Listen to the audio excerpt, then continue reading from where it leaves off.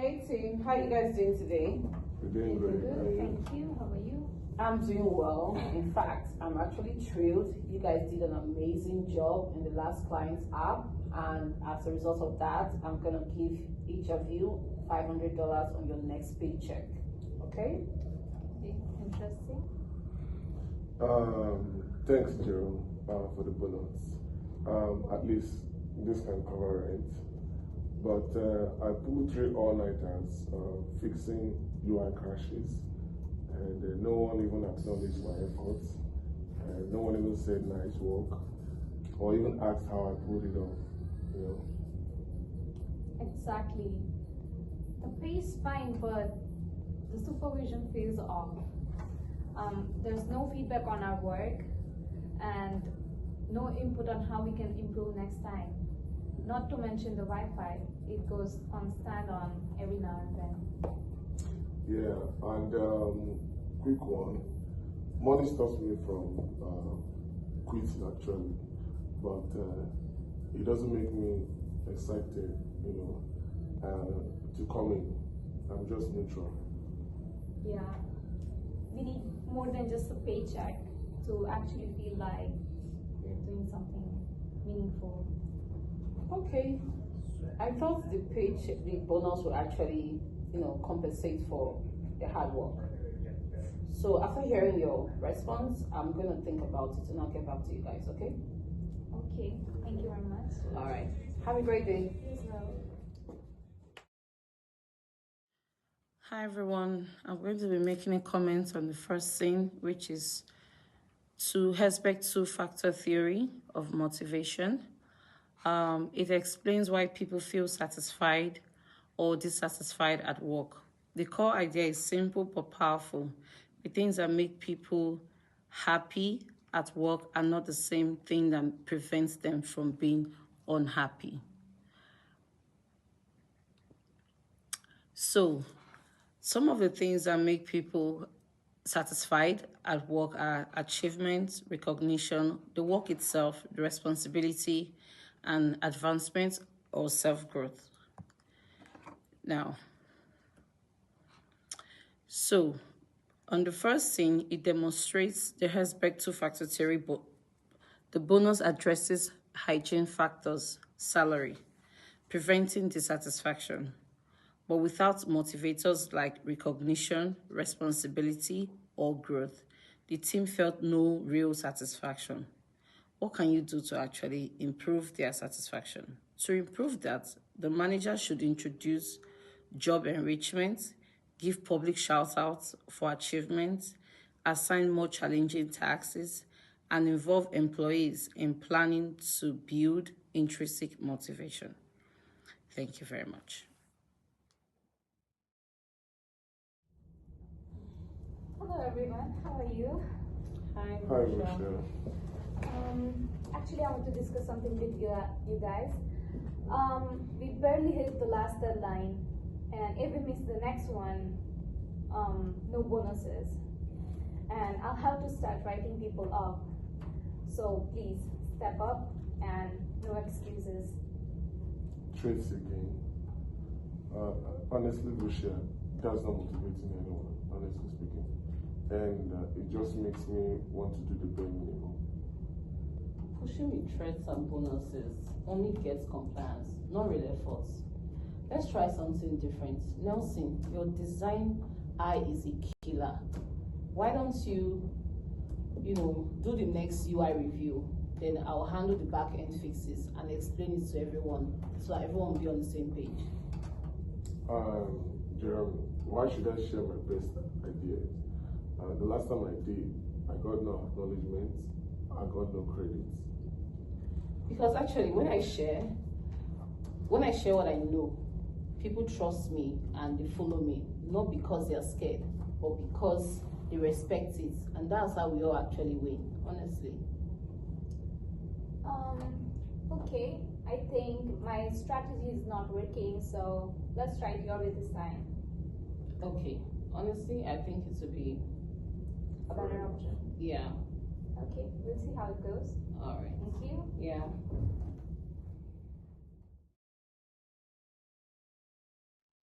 Hello everyone. Today I'll be talking about the scene 2, Basis of Power. As we saw in scene 2, Vrusha as a manager, she tried to use coercive power through threatening people with write-ups and loss of bonuses. This approach usually creates resentment and makes people to do just enough and avoid the trouble. Meanwhile, Jeremy, she tried to use the expert power by sharing her knowledge and offering a lead to parts of the work.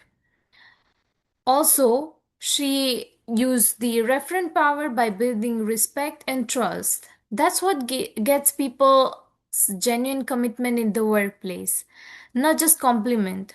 Now, what are the takeaways from this scene?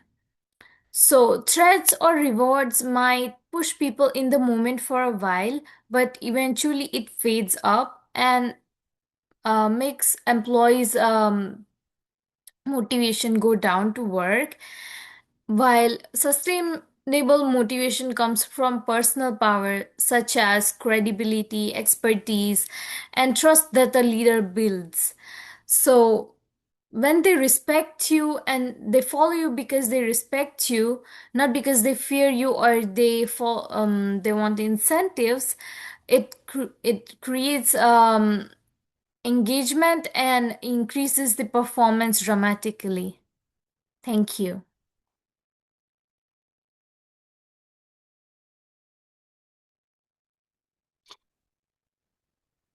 Hi guys, thanks for joining. The purpose of today's meeting is to review your performance and discuss your contributions to the app project. And please, let's keep it brief. So Jeremy, how would you summarize your contributions? Thank you, Nelson. So I'll just go straight to the point. This project was actually very interesting. I focused on the back-end debugging that was blocking the whole team. That actually helped the team to achieve a lot. I fixed 3 critical crashes that saved us from full delay. Else we would have not been able to meet up with our deadline. Then the metrics showed that we hit 95% of milestone, and my fixes were actually part of it. I also mentored you on the integration points. I'd like to take more of architectural design on our next quarter, if there will be room for me. I'll be very glad to be able to show what I can do. I hope my request is considered.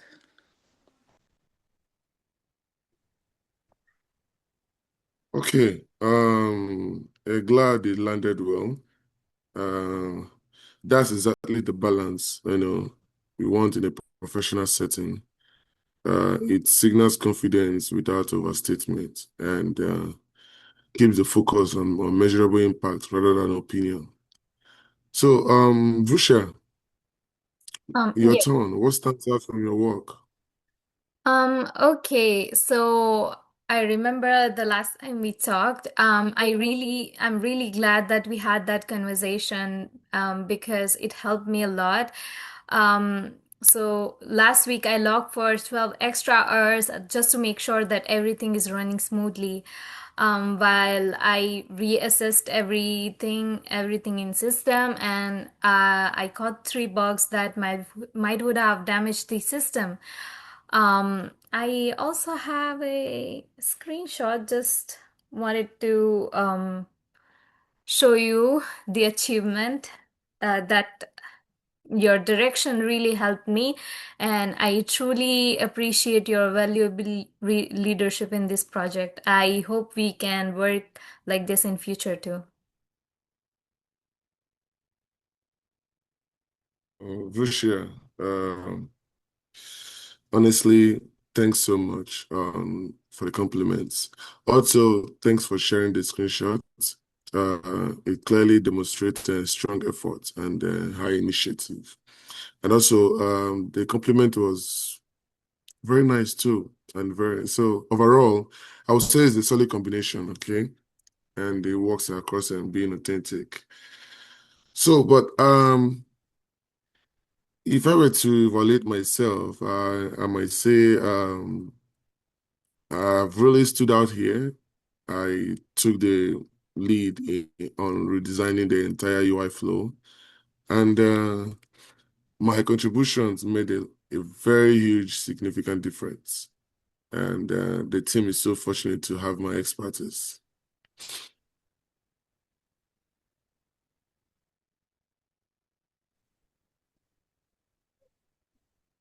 Wow, Nelson. That sounds a little pride over there. Well, it's all hype and no receipts for me. That sounds manipulative. People can actually smell your exaggeration from a mile away. Honestly. I actually agree with what Jeremy said. Flattery alone looks fake than when someone is actually trying to exemplify and showing the actual fact with evidence, or someone who is trying to self promote um, to the real results. Authenticity builds trust and makes a good impression, while exaggerating without actual facts backfires, sometimes. Well, no problems. Lesson learned. So for now, focus on the facts and also let genuine effort speak for itself. So thanks to both of you. Bye. You. All right. Bye. And thank you for the meeting. Thank you. Bye.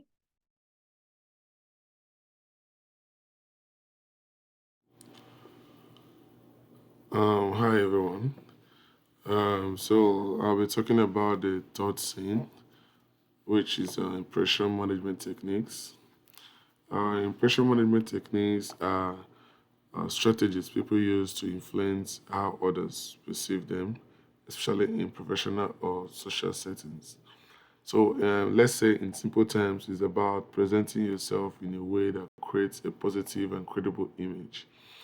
This includes like highlighting your achievement, which is self-promotion, showing extra effort and dedication, which is exemplification, and also being friendly or giving compliments, which is ingratitude. Also, demonstrating competence or confidence.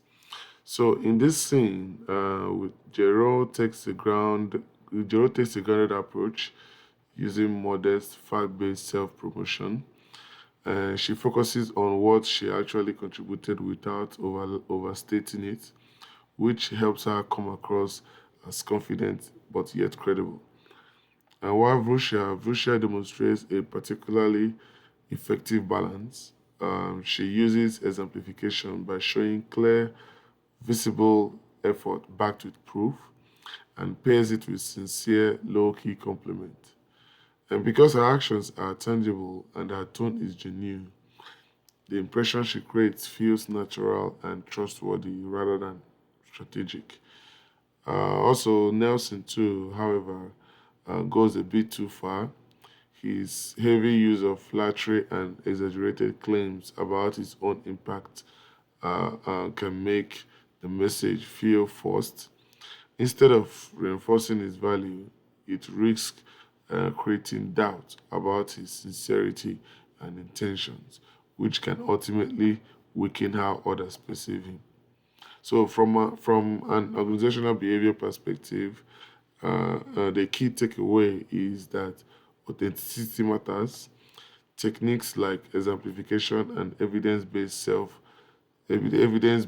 self promotion tend to be the most effective because they are grounded in verifiable contributions and they allow others to see the value rather than just hear about it. So, in contrast, I would say uh, excessive, ingratitude or unsupported self-praise can sometimes backfire, reducing trust and making the individual seem less genuine. Thank you very much.